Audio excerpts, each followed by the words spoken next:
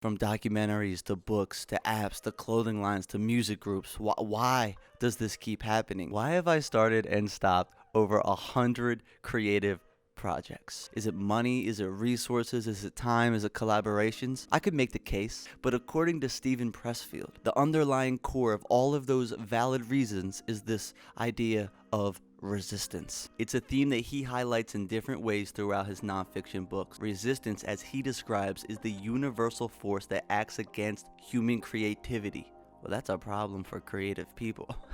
There's a universal force out there? Yes, this is the real enemy to all creative acts. Pressfield goes on and says, everyone struggles with this self-sabotage. It's the force that gets in the way of doing our most important work. It shows up in multiple forms: drugs, self-loathing, victimhood, procrastination, you name it. I highly recommend you check out Pressfield's work. Now, if you're like me and reading books is a form of procrastination for you, where it's actually delaying the work that you need to do, which is actually resistance, I'm going to give you some high-level bars that Pressfield has written in some of those books over the years. In the book Do the Work, on page 10, Pressfield writes, rational thought is the artist or the entrepreneur's worst enemy.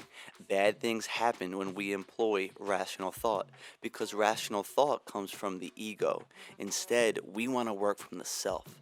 That is, from the instinct and intuition, from the unconscious. How would you apply something like this? Well, if you ever heard of the show The Office, when they were creating it, whenever the writers would get together, they would do a 2 to 3 week blue sky session. All they did was have a big whiteboard of ideas, and they would just throw out ideas for weeks with no editing.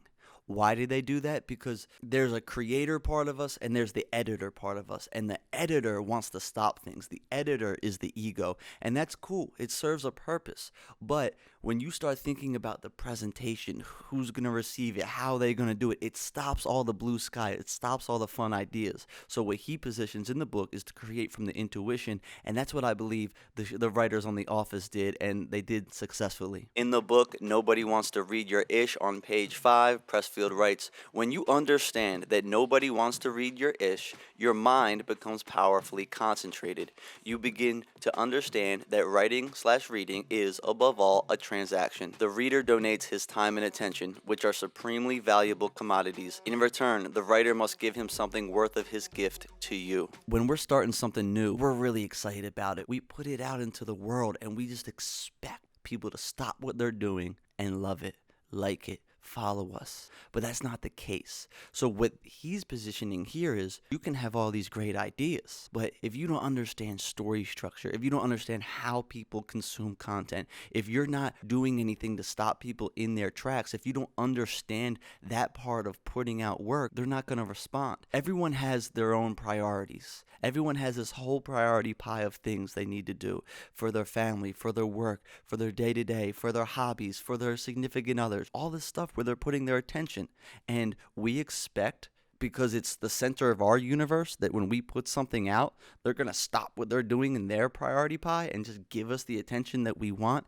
It's just not going to be the case. It takes time to build the brand. It takes time to get better at storytelling. It takes time to get better at presenting and delivering your work. So you created, now you're presenting.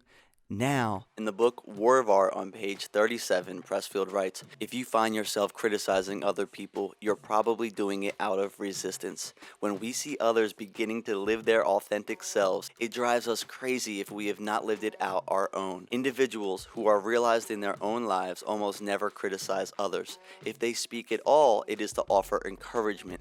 Watch yourself. Of all the manifestations of resistance, most only harm ourselves. Criticism and cruelty harm others as well. Hey, let that one sink in. People who aren't where they want to be will come at you once you start putting your ideas out there. People who are where they want to be, if they speak up, it is simply to cheer, to encourage, to act as a comrade, as an accomplice to good, to your creative acts. The people that are actually doing it, they're too focused on doing it to even respond. The type of comments that most people get, they're going to be from people that want to level the playing field, want to bring you down to earth, because you have the courage, because you have the guts to put your ideas in action. It's a vulnerable thing to put your ideas into the world. And I'll tell you what, judgment of other people in action acts as a boomerang to us, because we're subconsciously telling ourselves that's how the world sees us. So as soon as you start cheering for other people who are making stuff, watch what it does to your ideas. Watch what it does to your posture, how you walk into a room. When you decide, I'm going to be a creative accomplice, I'm going to be a spokesperson for creativity, I'm going to do nothing but encourage and give my enthusiasm and my resources and my positive energy to people that are actually doing. In 2010, I started my third clothing line. The first two failed. The third one, I came up with a really fun concept. I happened to be in the right place at the right time, and I got Justin Bieber, the biggest pop star in the world, to wear my clothing line. I had it teed up for me. I have everyone coming to me wanting to buy it. The stuff's flying off the shelves. But what did I do?